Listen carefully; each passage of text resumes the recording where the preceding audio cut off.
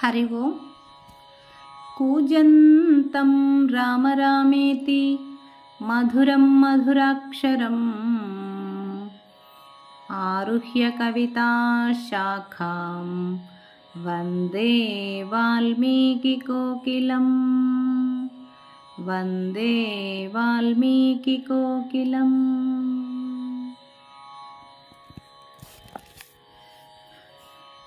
చాలా మంది ఏలినాటి శని దోషంతో బాధపడుతూ ఉంటారు. వాళ్ళకి కుటుంబంలో శాంతి ఉండదు, మనస్సు ప్రశాంతత ఉండదు, ఆరోగ్యపరమైన సమస్యలు వస్తుంటాయి. అదే కాక శనీశ్వరుడు మన ఆయుఃకారకుడు కాబట్టి మనం ప్రశాంతముగా ఆరోగ్యముగా పరిపూర్ణమైన జీవితమును జీవించడానికి శనీశ్వరుని యొక్క అనుగ్రహం సంపూర్ణంగా ఉండాలి. అలాంటి శనీశ్వర దేవుడు మన యందు దోష దృష్టితో చూచినప్పుడే శని బాధలు అనేటువంటివి వస్తాయి.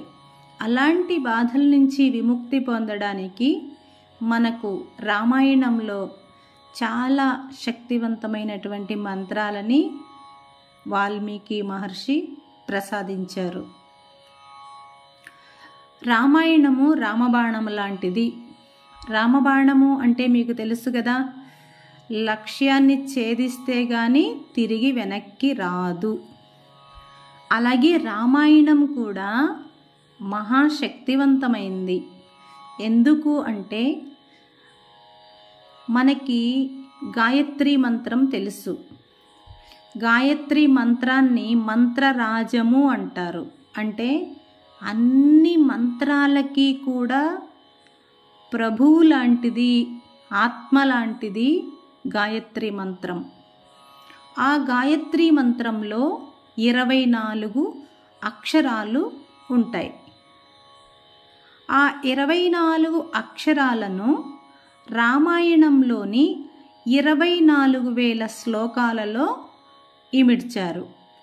రామాయణంలోని ఒక్కొక్క 1000 శ్లోకానికి ఒక్క గాయత్రి మంత్రంలోని అక్షరం ఉంటుంది. గాయత్రి మంత్రంలోని ఒక అక్షరం ఉంటుంది. అలా 24,000 శ్లోకాలలో 24 అక్షరాలని ఇమిడ్చడం వల్ల రామాయణము అనంత శక్తివంతమైంది. అదే కాకుండా శ్రీరాముడు అవతార సమాప్తి చేస్తున్న సమయంలో ఉత్తరాఖండలో వస్తుంది ఈ విషయము. ఆయన హనుమంతుడిని, జాంబవంతుడిని, విభీషణుడిని పిలిచి,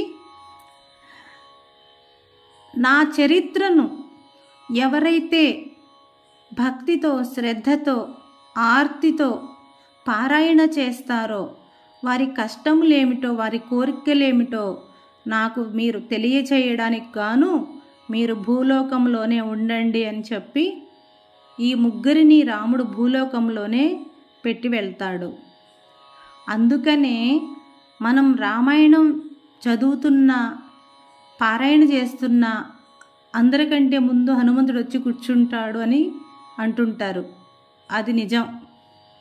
ఎందుకంటే రామాయణంలో అనేకమైనటువంటి సమస్యలకి, అభీష్టాలకి పరిపూర్ణంగా నెరవేర్చుకోవడానికి కావలసిన ఉపాసన చెప్పారు. ఎంతోమంది వాటిని అనుష్ఠానం చేసి అభీష్ట ఫలాలని పొందారు. దానికి నేను కూడా ప్రత్యక్ష సాక్షిని.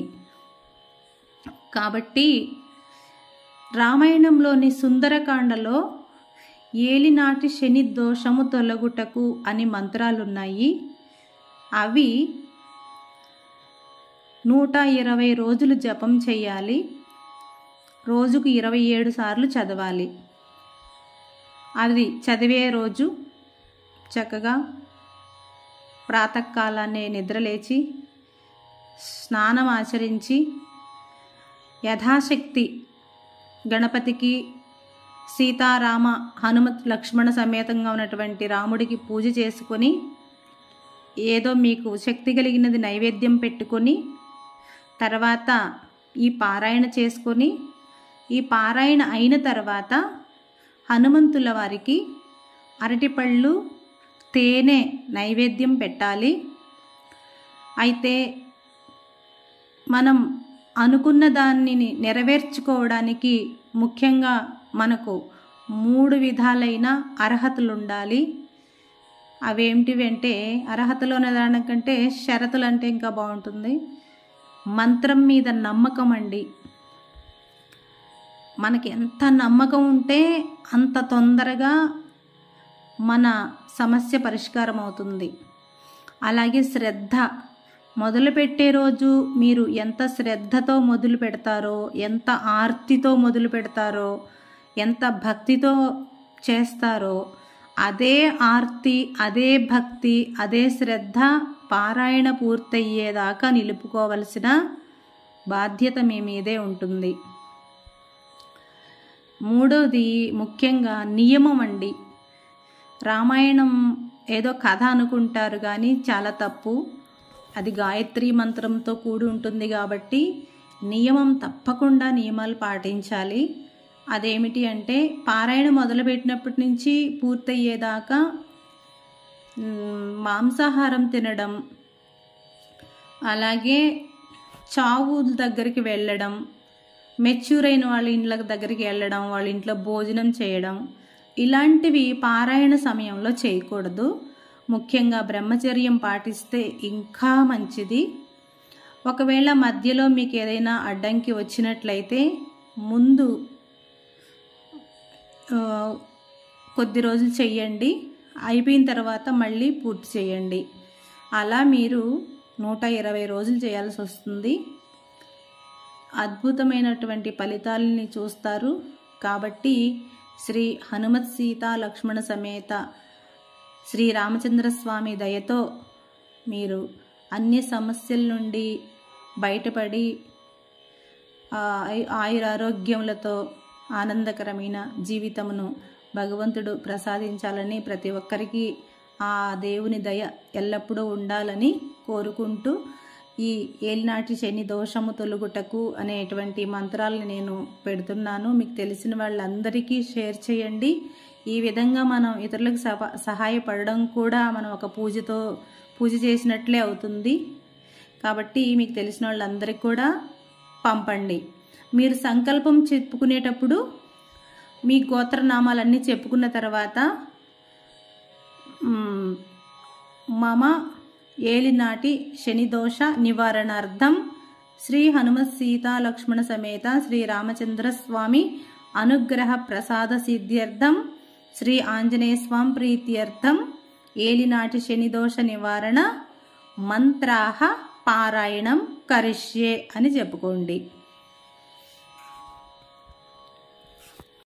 మీరు ఇక్కడ చూస్తున్నారు కదా, ఏలినాటి శని దోషము తొలగుటకు అని ఉంది.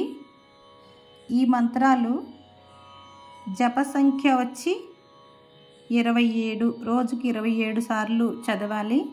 అలాగే 120 రోజులు.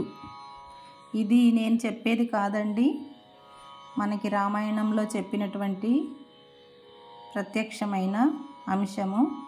కాబట్టి దీనిని అందరూ పారాయణ చేసి అభీష్టమును పొందాలని మనవి. ఇప్పుడు నేను చదువుతాను, ఆ విధంగా మీరు కూడా చదువుకోండి.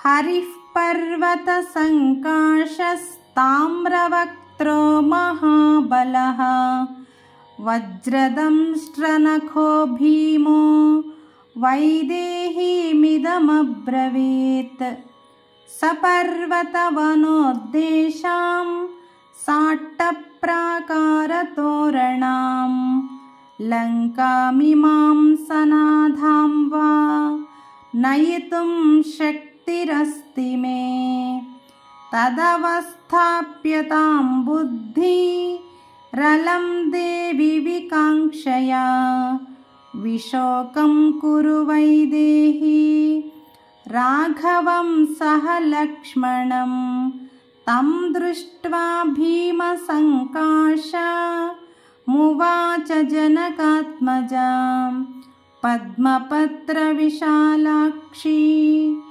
मारुतस्यौरसंसुतम् अहो स्वामिनि ते भक्तिः अहो वीर्यमहो धृतिः दिष्ट्या दृष्टा त्वया देवी रामपत्नी यशस्विनी दिष्ट्या त्यक्षति काकुत्स शोकं సీతావియోగజం. మళ్ళీ రెండోసారి చదువుతాను. కొన్ని చోట్ల విడదీసి కూడా మీరు చదువుకోవచ్చు, అది కూడా నేను చెప్తాను.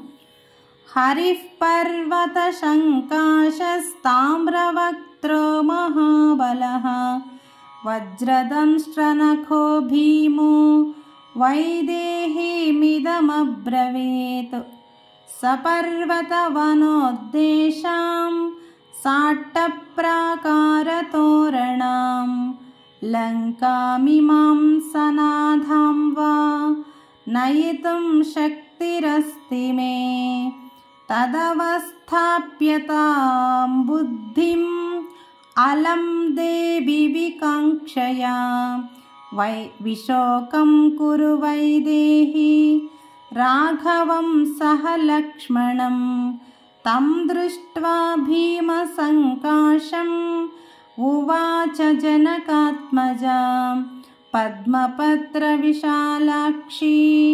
మారుతస్యౌరసంసుతం అహో స్వామిని తే భక్తిః అహో వీర్యమహో ధృతిః దిष्ट्या దృష్టా త్వయా దేవీ రామపత్నీ యశస్వినీ दिष्ट्या त्यक्षति काकुत्स शोकं सीतावियोगजम्.